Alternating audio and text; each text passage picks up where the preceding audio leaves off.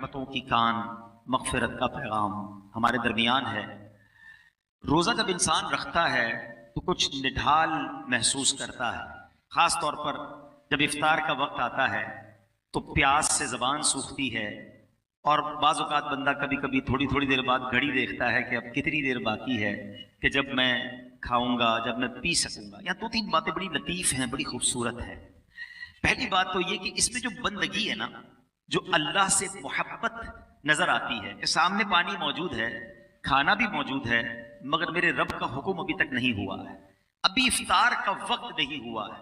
इससे इंसान की अल्लाह से मोहब्बत छलकती है कि बंदा अल्लाह को राजी करने के लिए खाने से भी रुक गया, पीने से भी रुक गया, अपनी ख्वाहिशात से भी रुक गया। और रोजे के फजाइल कितने हैं, ये इतना जबरदस्त नेकी का काम है। ये पूरा जिस्म समझ ले इबादत कर रहा है। आपकी पूरी बॉडी जो है ना, वो इस वक्त इबादत में मसरूफ है, क्योंकि बॉडी की जो नीड पूरी होती है वो पानी से होती है, खाने से होती है, उससे आप रुके हुए हैं। तो गोया इंसान का पूरा जिस्म अल्लाह की इबादत में मसरूफ है। बदकिस्मती से कई लोग ऐसे अब सुनते हैं कि रोजा रखने में सुस्ती करते हैं, तो वो भी सुस्ती ना करें कि रोजे के बारे में सुनिए कि कैसे कैसे फजाइल अहादीस में आए। नबी पाक अलैहिस्सलाम फरमाते कि बेशक जन्नत में एक दरवाजा है जिसको रैयान कहा जाता है, उससे कयामत के दिन सिर्फ रोजादार दाखिल होंगे और कोई दाखिल नहीं होगा।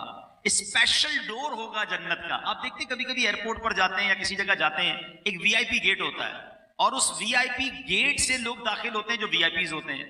तो ए रोजादारों, तुम्हें मुबारक हो कि जन्नत में वो दरवाजा होगा जिसको बाबुर रैयान कहा जाता है और उससे रोजादार जन्नत में दाखिल होंगे। और कयामत के दिन एक अनाउंसमेंट होगा, कहा जाएगा रोजेदार कहाँ हैं?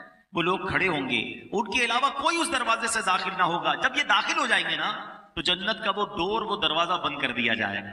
उस दिन उन लोगों को कितनी अफसोस होगा, कितनी हसरत होगी जो रमजान के रोजे नहीं रखते होंगे। बल्कि हमें तो ये चाहिए कि सिर्फ रमजान के रोजे नहीं, हम उसके बाद भी नफली रोजों की भी कोशिश किया करें। हर पीर को रोजा रखना सुन्नत है। अच्छा, एक और फायदा देखें, जो पूरा साल कुछ ना कुछ नफली रोजे रखता है ना, उसको रमजान के रोजों में इतनी प्रॉब्लम नहीं होती, क्योंकि वो आदी होता है। Suddenly all of the sudden पूरा साल गुजरने के बाद जो अचानक रोजे रखना शुरू करते हैं, उनको ज्यादा बाज़-औक़ात रोजा जो है वो फील होता है। बहरहाल नबी पाक अलैहिस्सलाम का एक और फरमान सुने, ए रोजादारों तुम्हें मुबारक हो। मेरे आका फरमाते जिसने रमजान का रोजा रखा और उसकी हुदूद को पहचाना और जिस चीज से बचना चाहिए उससे बचा, तो जो कुछ गुनाह पहले कर चुका है उसका कफारा हो गया। यानी रोजा पिछले गुनाहों का कफारा है।